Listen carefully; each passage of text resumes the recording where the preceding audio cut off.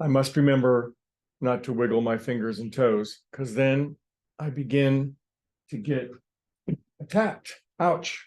That really hurts, bro. All right. All right. Welcome back. So God has given me a very distracting thing in my life, which obviously I need to learn how to address.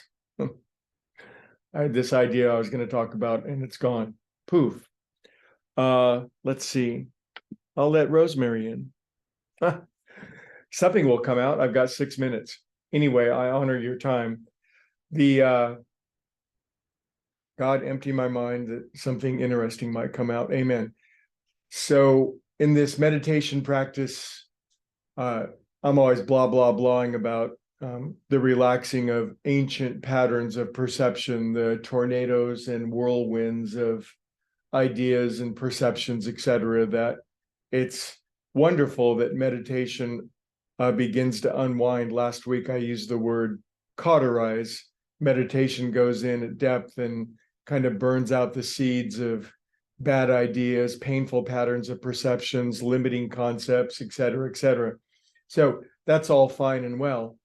But what happens when we reach a particular stage or level of stillness where a lot of the patterns have been sufficiently resolved, sort of like we've knocked down a few icky sandcastles inside of our mind?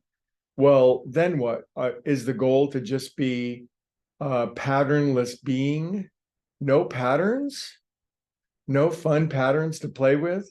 Well, it could be, I suppose. We could all go find our individual caves in the Himalayas and sit there, and I'm certainly not judging that, but it seems like one of the great joys of being a human are the patterns that we can build. We can build some pretty icky ones. We can inherit pretty icky ones, but there certainly are some beautiful patterns, aren't there? You know, the patterns that you like. So I remember when I was a little kid, I was, my life was mostly my mom and my much older sisters. My brother was gone. But I remember there'd be fabric laying around in these weird pattern things that came in envelopes. And it was this crinkly paper that was put over fabric. And this was about as foreign to my experience as I could possibly imagine, and of utterly no interest whatsoever. But my sisters and my mom liked it because apparently they were putting these patterns over fabric and then cutting them and then assembling them into clothes. And boy, that was not of very much interest to me. But now as I look back on it, that was a very creative pursuit on that part. So as we begin to unwind the energy of our mind, the whirlwinds, the question is, what sort of patterns might we build? What sort of fun, interesting, beautiful things might come to mind once the ancient, habitual, autopilot patterns, some of which may not be the best for us, limitations, fear, worry. How about when that energy is resolved and it's back into its, what we might call constituent potential? What should we do with this fabric? What sort of pattern should we lay over the top? And I guess the answer to that is you get to choose. You are the pattern maker.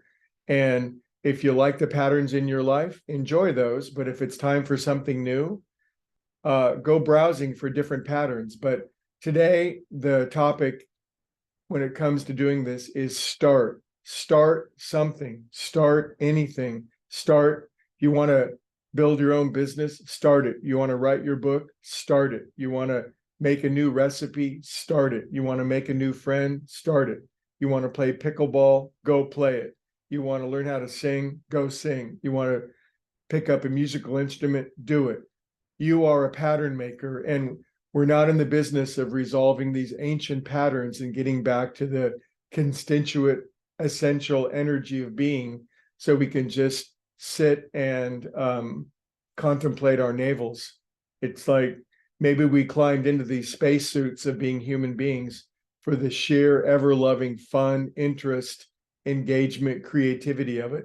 What sort of pattern do you want to lay over your fabric? And so the question is, well, I don't know what to start, or what happens if I start the wrong thing? If you start, you learn. If you don't start, you never learn. Yeah, we might pick up a bad idea. We might run with a weird concept, but then we'll learn and we'll learn and we'll clarify, and the journey toward our destiny is never a straight upward sweep. It's always crooked, and it always goes this way and that. But the people who achieve their destiny, the thing that God made them to do in this lifetime, they start. Now, at any point in our life, we could say, I'm done starting. That's fine. Get out the rocking chair, and yeah, I'm done making patterns. I just want to watch the patterns go by. That's fine. But if you have that bubbling up feeling of being creative, of being engaged, of giving birth to new ideas and new things, by all means, be a pattern maker and start. So this week we're going to start talking about starting. All right. We'll talk more about it tomorrow. Here comes the cat.